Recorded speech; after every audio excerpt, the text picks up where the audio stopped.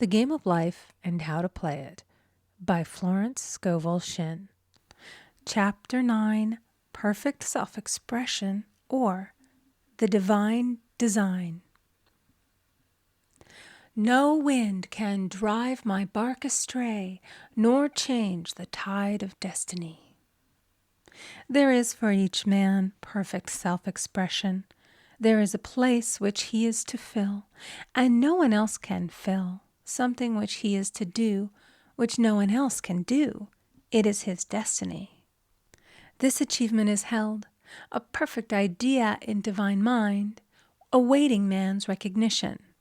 As the imaging faculty is the creative faculty, it is necessary for man to see the idea before it can manifest. So man's highest demand is for the divine design of his life.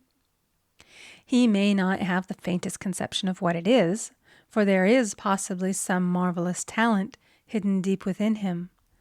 His demand should be, Infinite Spirit, open the way for the divine design of my life to manifest. Let the genius within me now be released. Let me see clearly the perfect plan. The perfect plan includes health, wealth, love, and perfect self-expression. This is the square of life, which brings perfect happiness. When one has made this demand, he may find great changes taking place in his life, for nearly every man has wandered far from the divine design. I know in one woman's case it was as though a cyclone had struck her affairs, but readjustments came quickly, and new and wonderful conditions took the place of old ones. Perfect self-expression will never be labor, but of such absorbing interest that it will seem almost like play. The student knows also, as man comes into the world financed by God, the supply needed for his perfect self-expression will be at hand. Many a genius has struggled for years with the problem of supply, when his spoken word and faith would have released quickly the necessary funds. For example, after the class one day, a man came to me and handed me a cent. He said, I have just 7 cents in the world, and I'm going to give you 1, for I have faith in the power of your spoken word. I want you to speak the word for my perfect self-expression and prosperity. I spoke the word and did not see him again until a year later. He came in one day, successful and happy, with a roll of yellow bills in a pocket. He said, immediately after you spoke the word, I had a position offered me in a distant city, and am now demonstrating health, happiness, and supply. A woman's self-expression may be in becoming a perfect wife, a perfect mother, a perfect homemaker, and not necessarily in having a public career. Demand definite leads, and the way will be made easy and successful. One should not visualize or force a mental picture. When he demands the divine design to come into his conscious mind, he will receive flashes of inspiration and begin to see himself making some great accomplishment. This is the picture or idea he must hold without wavering. The thing man seeks is seeking him. The telephone was seeking Bell. Parents should never force careers and professions upon their children. With a knowledge of spiritual truth, the divine plan could be spoken for early in childhood or prenatally. A prenatal treatment should be, let the God in this child have perfect self-expression. Let the divine design of his mind, body, and affairs be made manifest throughout his life, throughout eternity. God's will be done, not man's. God's pattern, not man's pattern, is the command we find running through all the scriptures, and the Bible is a book dealing with the science of the mind. It is a book telling man how to release his soul or subconscious mind from bondage. The battles described are pictures of man waging war against mortal thoughts. A man's foes shall be they of his own household. Every man is Jehoshaphat, and every man is David, who slays Goliath, mortal thinking, with the little white stone, faith. So man must be careful that he is not the wicked and slothful servant who buried his talent. There is a terrible penalty to be paid for not using one's ability. Often, fear stands between man and his perfect self-expression. Stage fright has hampered many a genius. This may be overcome by the spoken word or treatment. The individual then loses all self-consciousness and feels simply that he is a channel for infinite intelligence to express itself through.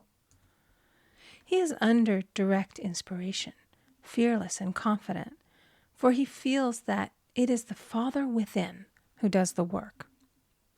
A young boy came often to my class with his mother. He asked me to speak the word for his coming examinations at school. I told him to make the statement, "I am one with infinite intelligence. I know everything I should know on this subject." He had an excellent knowledge of history, but was not sure of his arithmetic. I saw him afterwards, and he said, "I spoke the word for my arithmetic and passed with the highest honors, but I thought I could depend upon myself for history and got a very poor mark." Man often receives a setback when he is too sure of himself, which means he is trusting to his personality and not the Father within. Another of my students gave me an example of this. She took an extended trip abroad one summer, visiting many countries where she was ignorant of the languages. She was calling for guidance and protection every minute, and her affairs went smoothly and miraculously. Her luggage was never delayed nor lost. Accommodations were always ready for her at the best hotels, and she had perfect service wherever she went. She returned to New York. Knowing the language, she felt God was no longer necessary, so looked after her affairs in an ordinary manner. Everything went wrong. Her trunks delayed, amid inharmony and confusion. The student must form the habit of practicing the presence of God every minute. In all thy ways acknowledge him. Nothing is too small or too great. Sometimes an insignificant incident may be the turning point in a man's life. Robert Fulton, watching some boiling water simmering in a tea kettle, saw a steamboat.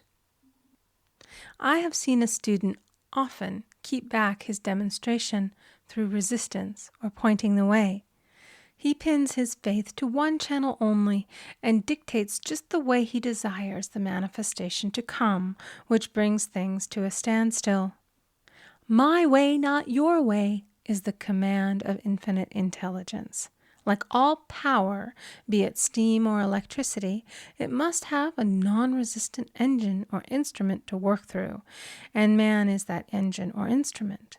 Over and over again, man is told to stand still. O Judah, fear not, but tomorrow go out against them, for the Lord will be with you. You shall not need to fight this battle.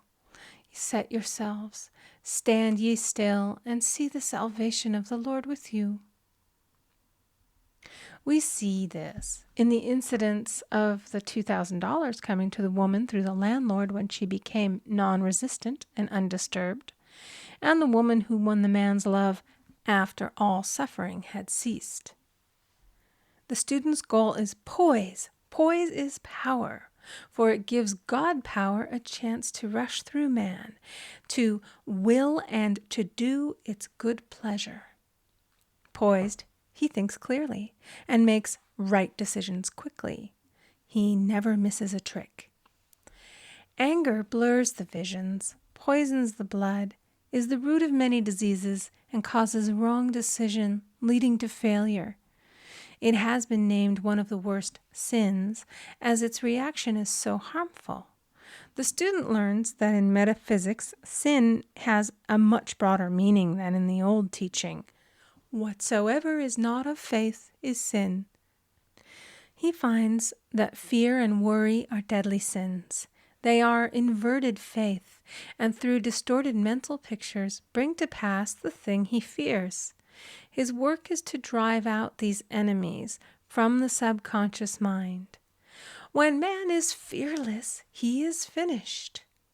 Maeterlinck says that man is God afraid. So, as we read in the previous chapters, man can only vanquish fear by walking up to the thing he is afraid of. When Jehoshaphat and his army prepared to meet the enemy, singing, "Praise the Lord, for his mercy endureth forever," they found their enemies had destroyed each other, and there was nothing to fight. For example, a woman asked a friend to deliver a message to another friend. The woman feared to give the message, as the reasoning mind said, "Don't get mixed up in this affair. Don't give that message." She was troubled in spirit, for she had given her promise. At last she determined to walk up to the lion and call on the law of divine protection. She met the friend to whom she was to deliver the message. She opened her mouth to speak it when her friend said, "So-and-so has left town." This made it unnecessary to give the message, as the situation depended upon the person being in town. As she was willing to do it, she was not obliged to. As she did not fear, the situation vanished. The student often delays his demonstration through a belief in incompletion. He should make this statement: "In divine mind, there is only completion. Therefore, my demonstration is completed. My perfect word, my perfect home, my perfect health." Whatever he demands are perfect ideas registered in divine mind and must manifest under grace in a perfect way. He gives thanks he has already received on the invisible and makes active preparation for receiving on the visible. One of my students was in need of a financial demonstration. She came to me and asked why it was not completed. I replied, "Perhaps you are in the habit of leaving things unfinished, and the subconscious has gotten into the habit of not completing. As the without, so the within." She said, "You are right. I often begin things and never finish them. I'll go home and finish something I commenced weeks ago, and I know it will be symbolic of my demonstration." So she sewed assiduously, and the article was soon completed. Shortly thereafter, the money came in a most curious manner. Her husband was paid his salary twice that month. He told the people of their mistake, and they sent word to keep it. When man asks, believing, he must receive, for God creates his own channels. I have been sometimes asked, suppose one has several talents. How is he to know which one to choose? Demand to be shown definitely. Say, "Infinite Spirit, give me a definite lead. Reveal to me my perfect self-expression. Show which talent I am to make use of now." I have known people to suddenly enter a new line of work and be fully equipped with little to no training, so make the statement, "I am fully equipped for the divine plan of my life," and be fearless in grasping opportunities. Some people are cheerful givers, but bad receivers. They refuse gifts through pride or some negative reason, thereby blocking their channels, and invariably find themselves eventually with little or nothing. For example, a woman who had given away a great deal of money had a gift offered her of several $1,000s. She refused to take it, saying she did not need it. Shortly thereafter, her finances were tied up, and she found herself in debt for that amount. Man should receive gracefully the bread returning to him upon the water. Freely ye have given, freely ye shall receive.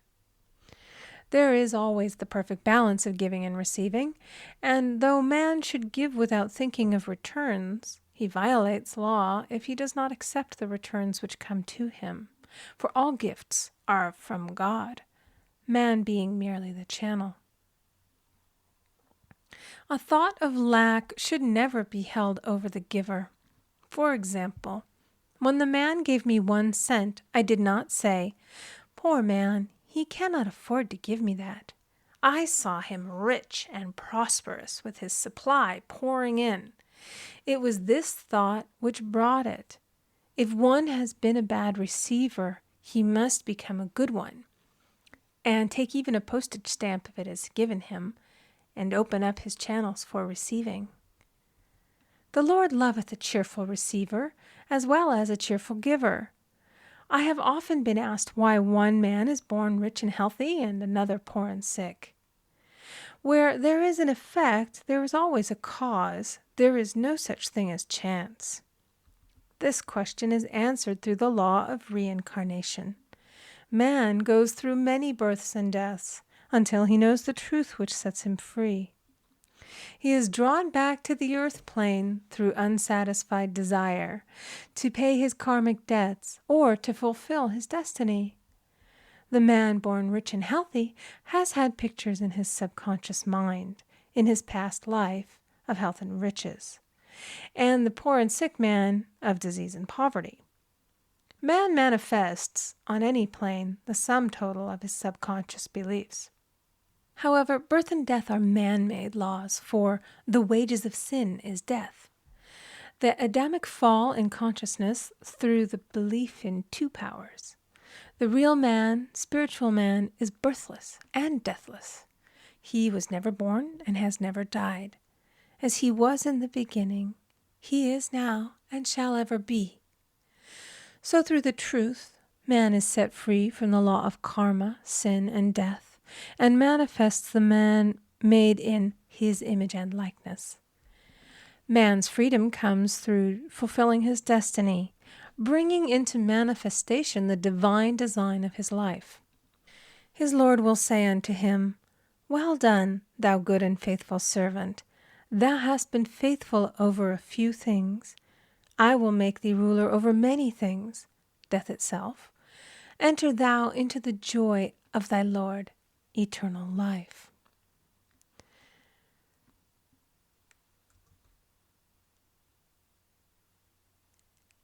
End of Chapter 9.